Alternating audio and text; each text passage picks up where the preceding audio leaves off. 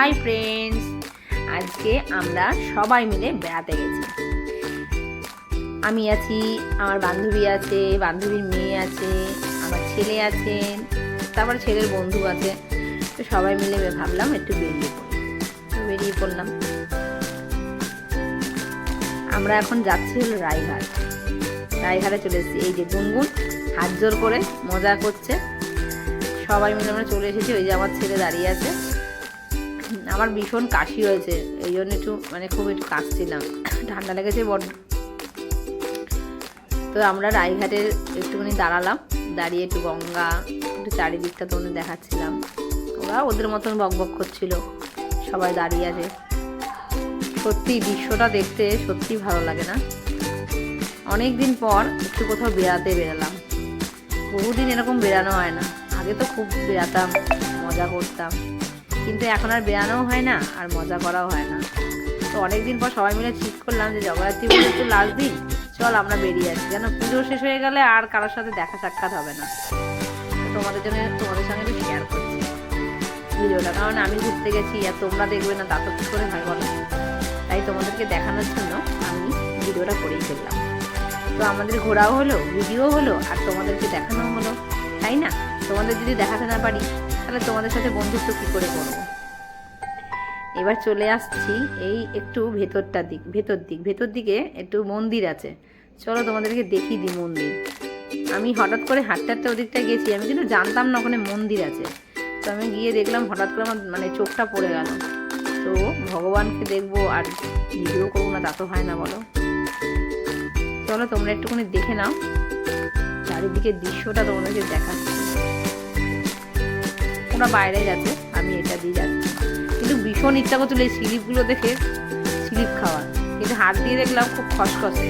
তো ওখানে যদি আমি স্লিপ খাই তাহলে আর দেখতে হবে না, প্যান্টটার 12টা বেজে যাবে, একদম যে জিনিসটা পরে আছি ওর 12টা বেজে যাবে। ওই জন্য আমি আর ওখানে উঠতে পারলাম না, কষ্ট হচ্ছিল, কারণ খুব মিস করছিলাম।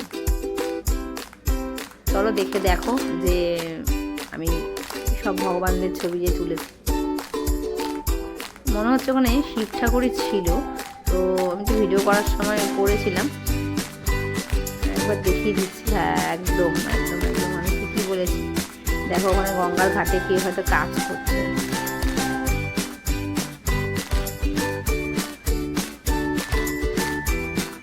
তোমাদের সাথে কথা বলাও হচ্ছে। জানি না আমি যে বকবক করছি তোমাদের কতটা ভালো লাগবে। তো হঠাৎ করে আমার ছেলে বললো চলো এক জায়গায় বেরিয়ে আসি। এই দেখো এই জায়গাটা আমরা চলে এসেছি। এটা আরেকটু দূরে চারটায় একটা পার্কের সামনে চলে এসেছি আমরা। খুব বেশ মজাই লাগছিল পার্কটা দেখে, কারণ ছোটোবেলায় তো প্রচুর পার্কে গেছি, দোলনা খেয়েছি।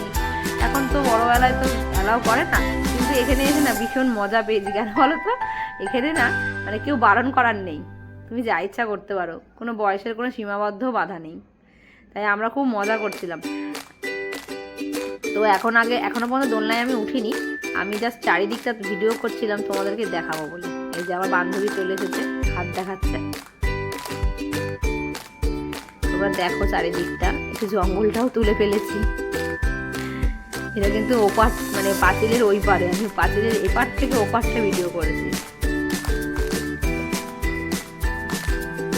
এটা কিন্তু চিলড্রেন পার্ক, কিন্তু বয়সের সীমাবদ্ধ কেউ কিছু বলার মতন কেউ ছিল না।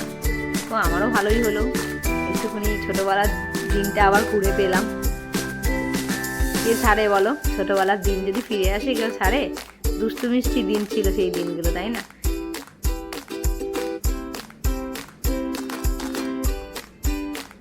চারিদিকটা ভিডিও করার পর আমি গিয়ে দোলনায় উঠবো, তোমরা দেখতে থাকো।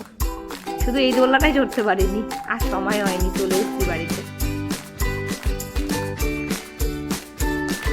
এই দেখো এরা বসে পড়েছে, এবার আমি আসবো বসার জন্য। কিন্তু আমার ছেলে এতটাই দুষ্টু, ওকে যত বলছি এত জোরে দিস না, ও তত জোরে দিচ্ছে। এই যে আমি বসে পড়েছি দোলনাতে, কিন্তু দেখো না এত জোরে দেবে, আমার এত ভয় করছিল আর এত বমি পাচ্ছিল আমার। আমি ওকে বারণ করছি যে এত জোরে দিস না, ও তাও শুনতেই না। ও মজা পাচ্ছে, ও জোরে করে দিয়ে নিজে উঠে পড়ছে। এই ল্যাস থাকলে হনুমান হয়ে যেত, এরকম একটা ব্যাপার। দেখো কি জোরে দিচ্ছে, দেখো যত জোর আছে তত জোরে দিচ্ছে, দেখেছো? অবশ্য ও না গেলে মজাও হতো না, হনুমান থাকলে তো মানুষের মজাটা হয়, তাই না? তো এই জায়গাটা আমরা অনেকক্ষণই ছিলাম, এই দোলনাটাতে একটুখানি মজা করছিলাম, বেশ মজাই লাগছিল, ভয়ও লাগছিল কিন্তু মজাও লাগছিল। কিন্তু তারপরে চলে গেছি স্লিপ খেতে, একটু পরেই দেখো নেমে গিয়ে স্লিপে চলে যাবো। এই চলে গেছি, মানে ওরা এখন রয়েছে, দেখো এবার স্লিপ খাবো আমরা।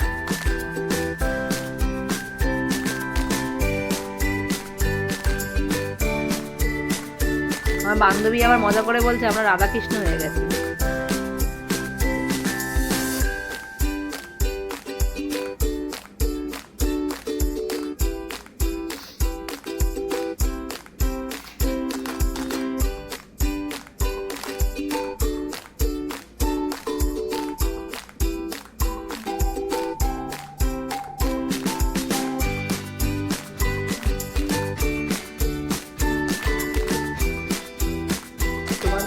দেখাতে আমার এত ভালো লাগছে যে মানে কি বলবো, আমার নিজেরই কোনো ভাষা নেই। মানে আমি এতটাই মজা পেয়েছি তোমাদের সাথে শেয়ার করতে, আর আমি কোনো কিছু আর ভাবলাম না। মনে হলো আমার বান্ধবীদের কাছে বা বন্ধুদের কাছে যদি আমি এটা পৌঁছে দিতে পারি, তাদেরও এই ছোট্টবেলার দিনগুলো ফিরে পাবে, তাই না? আমার তো সেটাই মনে হয়। কিছু কিছু জিনিস আমরা করতে পারি, কিছু কিছু জিনিস করতে পারি না, কিন্তু ও মানে কিছু দৃশ্য যখন সামনে আসে তখন আমাদেরও ছোটবেলার দিনগুলো মনে পড়ে যায়। তোমরা কিন্তু ভালো করে দেখবে আর আমাকে বলবে তোমাদের কিরকম লাগলো এই মজাগুলো দেখে। দেখো এবার স্লিপ খাবে, আমিও খাবো কিন্তু পরে, কারণ প্রথমে কিন্তু আমি উঠিনি, আমি ভিডিওই করছিলাম। আমার ছেলেকে দেখো বদমাইশি করছে, কারণ ও নামবে, ওকে ধাক্কা দিয়ে ফেলবে বলে ও পেছনে বসে আছে। যে করেই নামতে যাবে ওর পেছন পেছন ও পড়ে আসবে, ইচ্ছা করে করছে। আমি চেল্লাচ্ছি কিন্তু তারপরও ও একটা কথাও শোনেনি। দেখো দেখো শুধু তোমরা রগরটা দেখো, এই দেখো, বুঝেছো? দেখো দেখো দেখো ও ধাক্কাটা মেরে দিল। আমার ছেলে আবার চড়বে, ওর আবার সিঁড়ি দিয়ে ওঠার সময় নেই, ওই জন্য স্লিপ দিয়েই উঠছে, আবার স্লিপ দিয়ে নেমে যাচ্ছে।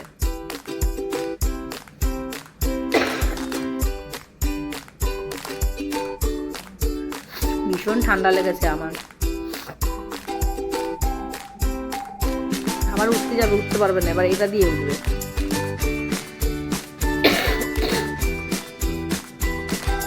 এবার আমার একদিকে আমার বান্ধবী, একদিকে আমার ছেলে, দুজনে মিলে একসাথে স্লিপ করবে।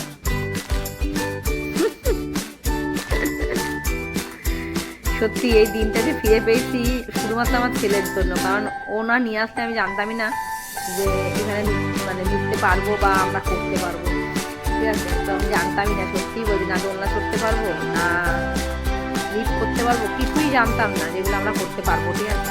শুধুমাত্র আমার ছেলের জন্য। এই চুক্তিটাকে দেখে লোক সামাতে পারলাম না, তাই ওরও ভিডিও করেছিলাম।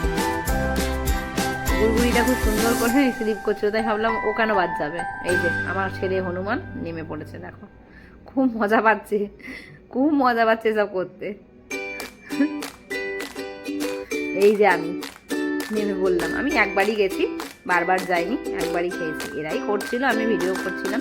তারপরে আমার বাড়ি মানে এখান থেকে বান্ধবী ফোন করছিল যে মানে ওর মেয়ে আমার সাথে আছে কিনা, ওই জন্য আর বেশিক্ষণ থাকা হলো না, কারণ বাড়ি যেতে হবে। কিন্তু মজার কথা একটা, কালকে আমরা সবাই মিলে সাইকেলিং করে গেছি, এটা সবচাইতে মজার কথা। আমি বহু বছর পর মানে কালকে সাইকেলিং করেছি, বহু বছর পর। আমি ভাবতেই পারিনি যে আমি আবার ডবল বাইক করে নিয়ে আসতে পারবো, সত্যি ভাবতে পারিনি। এই যে একে এটাই উঠিয়ে এত জোরে করে দিয়েছে যে ওর চুলে পড়েই গেছে, আর ওর তো ভয় লাগেই না, ও মস্তিতে ভালোই বলছে আরও জোরে দে, ওর ভীষণ ভালো লাগছে নাকি। এবার দেখো আমরা এখানে চলে এসেছি ঢেকিতে। তোমরা নিশ্চয়ই ছোটোবেলায় অনেকেই এগুলো করেছো, মানে অনেকে বলতে সবাই আশা করি করেছে। আমি তো ভীষণ করেছি, কারণ আমাদের সামনেই পার্ক, আমরা যেতাম ছোটোবেলায়। তো অনেক বছর পর এটা পাবো যে আমি ভাবিনি। তো আমি আমার ছোটোবেলাটা ফিরে পেয়ে আমিও করেছি, তোমরা একটু ওয়েট করো, দেখতে পেরে যাবে। এইবারই আমি বলবো, দেখো আমিরা বসে পড়েছি এখন। আমিও ওদের সাথে ছোট্ট বাচ্চা হয়ে গেছি। আমার তো ভীষণ মজা লাগছিল, কারণ আমি একটু, আমার সত্যি কথা বলতে আমার এরকম লাইফ খুব ভালো লাগে। একটু বাচ্চাদের সাথে থাকা, মজা করা ভীষণ ভালো লাগে। দুঃখ কষ্ট এগুলো তো থাকবেই, তাই না, লাইফে, কিন্তু লাইফটাকে এগিয়ে নিয়ে যাওয়াটাও একটা বড় কাজ।